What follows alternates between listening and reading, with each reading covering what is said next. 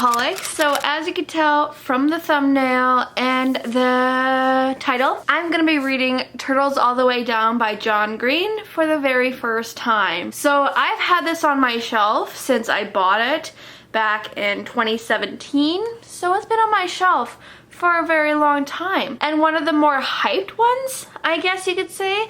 John Green is like one of the YA, I wouldn't call it legends, but like one of the YA fathers, I guess you could say, with like Fault in Our Stars and everything. Really kind of brought in the contemporary sad kind of YAs, the kind of hard-hitting YAs, you could say. I've heard a lot of things about this one. I've heard not so great things, but I've heard also a lot of great things about it. So I'm gonna see how I like this. I know I've read 2 of John Green's. I read The Fault in Our Stars back when it came out as a movie. That would have been a long time ago. And then I also read Paper Towns. I have not read Looking for Alaska, nor have I read Abundance of Catherines. They've been on my shelf longer than this one has, but honestly I just have no desire to read it. One of my friends absolutely loved Looking for Alaska. I'll give them a try at some point, but I'm more interested in Turtles All the Way Down because it's the newest one of John Green's, but is also one that I've heard deals with mental health really well. I think she has anxiety, or she has some kind of OCD, something around those lines, and I believe that's Own Voices for John Green. I'm not too sure. I might be saying something that's not true, so if I am, let me know. But yeah, I'm gonna read this for the very first time, and I'm just gonna take you along in my journey as I find out if the hype is worth it or not. So yeah, let's get right into it.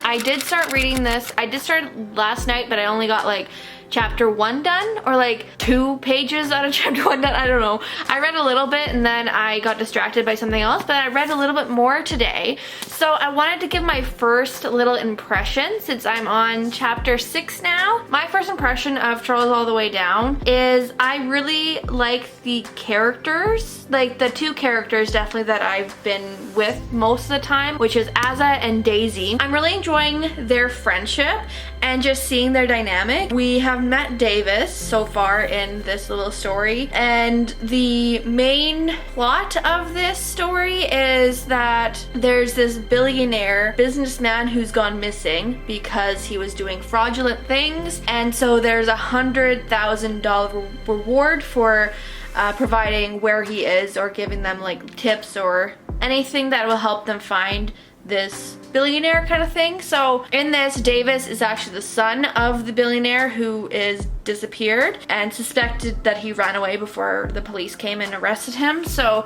that's kind of what this is following so far. I'm not too sure the big purpose of this is. I am really enjoying the anxiety aspect in this. It follows Azza, and she has anxiety. She has these thoughts that go through her mind that she calls it like invasive thoughts, where it just keeps coming to her that she has to, once it comes to her a lot of times, she has to check it. So like, for example, there's this injury that she has on her finger, and she's constantly worried that it's gonna be infected. So she constantly looks at it, and it's just there, like it's always there. Is what I suspect, that she checks it like daily. So now she always just has a band-aid on it because she keeps checking it to make sure it's not infected kind of thing. So like her mind just keeps going back to that, and like her thoughts just keep coming where she thinks about what's going on, or she just very anxious, very high anxiety about certain things. Like this one opens with her wondering if she has control of her own life. Like she doesn't think she does, because she's made up out of all of atoms and these small little particles that make her up, and different things that happen around her, like the lunch bell at school. She doesn't get control when her lunch is. Like that's what she thinks as she's going through school at the beginning of the first chapter. Like, that's just the thoughts that are going around. So I'm really enjoying that aspect in this book, like just that representation of the anxiety and the obsessiveness and just the thoughts that you can't control. And so far I really love Daisy. Like, they just have this nice quirky kind of relationship where Daisy is a lot more carefree, but she like accepts how Asa is sometimes. Like, if she's anxious, she doesn't like think she's weird or say anything mean or anything. She just accepts Asa for who she is, and Asa accepts Daisy for who she is. And I'm really enjoying that aspect in this one so far. And then we've met Mitchell and Davis. Mitchell we only met in like first chapter, which is just the other friend that Asa's friends with. And then we have Davis, who is an old friend of hers that she hasn't seen for a while. We have these different characters coming in, and my initial reaction is that it's a pretty decent book. I'm not like invested or into it. Like, I don't have to pick this up right now and continue reading it. I've heard that this is like everyone's favorite book of John Green, so I'm hoping that will be the same for me as well. So yeah, I really don't have much else to say. That's my initial reaction to John Green's Turtles All the Way Down. We're gonna see where this goes. I'm not too sure what the main purpose of this is. Like, it might just be to represent anxiety, or there might be some bigger purpose for this book, but I'm gonna figure it out. I'm gonna see what all the hype is about in this and whether it's worth it. So yeah, that is my initial reaction, and I'll talk to you guys later. I can't remember the last time I updated you, but I am now on chapter 9 of Turtles All the Way Down. I'm starting to really care for the character in here. Asa is such a fascinating character to follow. Chapter 8 just ended with Asa's first therapy we kind of joined her in the book. Her anxiety is displayed so well in here. Like, I do have anxiety, but not to the same point as Asa does. Like, her thoughts really go in a circle in her brain, and just the way that she thinks is not quite the same as my anxiety. My anxiety just kind of comes up out of nowhere. Sometimes not out of nowhere. Sometimes I know where it's coming from and I fix that through doing something about it. But sometimes it comes out of nowhere and I don't know what is coming from. I can relate in that way. I don't have quite the same kind of anxiety as she does. She calls it intrusive thoughts just come into her mind, and she just focuses on it, just keeps thinking worse and worse and worse scenarios. And I'm really just enjoying her character. I'm still not too sure where exactly the plot's going. I am enjoying kind of like the love interest in here. I like just their interaction so far. I'm really enjoying. But yeah, I'm enjoying it. I'm not quite halfway done, but I'm like a quarter way done now. I'm probably gonna read a little bit more and then I'm heading to bed because I am tired. And I'll talk to you guys later. Bye. So a little bit of an update here. It's been a little while, honestly. I haven't really been reading too much. I am now on chapter 17, so I'm 200 pages in, so I'm actually very close to being done. I've been slowly reading this. Really hadn't had much to say about it, but I just got through a couple more chapters and I don't know, the anxiety is still like the main reason why I'm liking this, but the rest of the plot I'm not. It's honestly just kind of in the background. I'm not too sure why the plot has to be there. I don't know why there's this mystery. I would much rather have a focus on her anxiety, which there still is, but I'm not too sure exactly where it's going. Like, it's obviously not going to be resolved because anxiety is not resolved that way, but like some kind of conclusion, or if it has some kind of conclusion, like how that's going to be, I don't know how the plot's going to fit in that. Like, are they going to find this father who ran away from the law, or is she going to help the brothers whose father ran away from the law, or like what's going to come out from this? I don't know what's going to come out from this.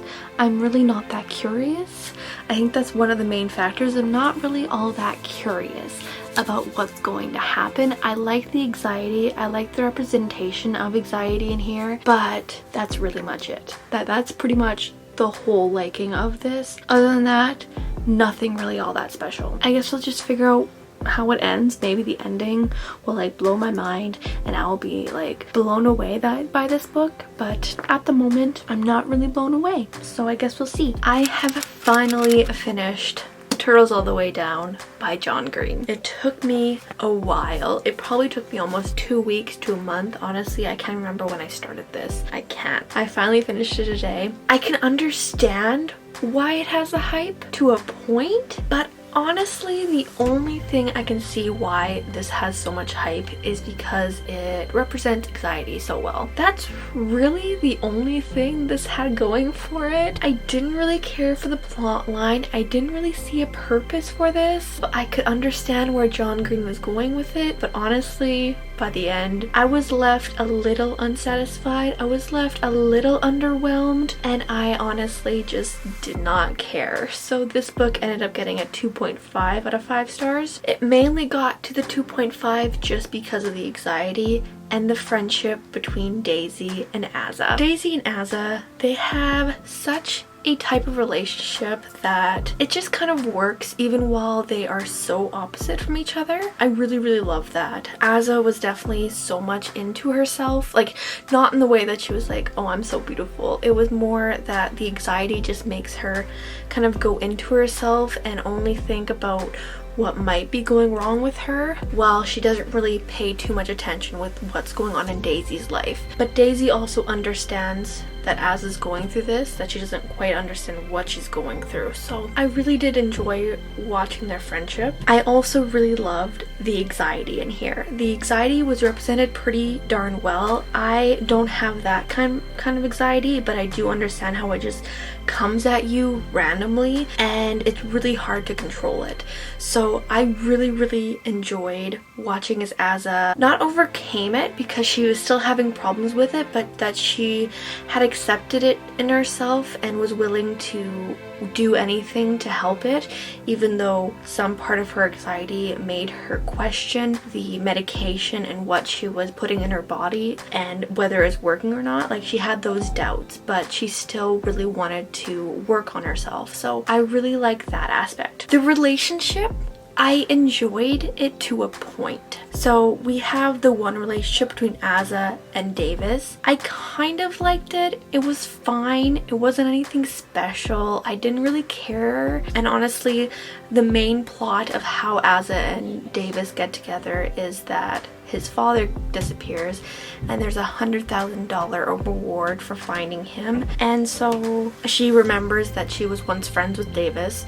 They go to his house to see if they can find clues, and they run into him, and then they kind of just become friends again, and then they start having feelings for each other, and then her anxiety gets in the way, which is understandable, but there was really no foundation for the relationship. I could not see why they were falling in love with each other. Like, I could not understand it, and I think that was part of the reason why this was pretty underwhelming. There was barely any emotion in here. The most emotion was the anxiety. I didn't feel it though. I could see how it was represented and I liked how it was represented, but that emotion, that fear to the anxiety was not being represented at all. I wasn't feeling it. I wasn't getting connected to it. I just knew that it was happening, and I like to see that in a book, but other than that, I didn't quite get into that perspective, which hurt this book a bit because that is an emotion. Anxiety is an emotion, and we should be feeling it through the character since this is a first-person narrative book. And I did not get any emotion from this book. Didn't feel anything. I didn't feel any of the love she apparently had for Davis. I didn't feel any of the anger that she had for Daisy at times. And I think that also hurt when the big reveal happened. There was no real big emotion at the end. I didn't really feel anything for the two brothers. That might make me sound a little bit heartless, but it was written in a way that I didn't feel anything. And I feel like you're supposed to feel something. So what I can remember is I did have emotion when I was reading The Fault in Our Stars, but it's been a while. When I read this, I hadn't read as many books as I have now. I haven't been as critical of them as I am now. So possibly if I read this again, I would feel the same, but I know I did feel more emotion towards this book than I did towards this one, which is very unfortunate because I did hear that a lot of people love this book more than this one, and I honestly don't see it at all. I didn't feel too much for the characters. I love the friendship between Daisy and Azza. I love the anxiety, but those are the initial things that I first kind of liked about it when I first started this, and nothing else popped up after that. And I'm pretty disappointed actually, because there's so much hype around it. When it first initially came out and everyone was reading it and they were just like praising it, saying it was his best work, I was excited for it. Now I finished it and I feel nothing. I don't think this deserved the hype. I don't think John Green deserves the hype. The only one I've actually really loved is The Fault in Our Stars. I've read Paper Towns. That was pretty underwhelming as well. I haven't read the other two. I will eventually give them a try, maybe sometime. I cannot promise that, but I'm hoping, but I can't.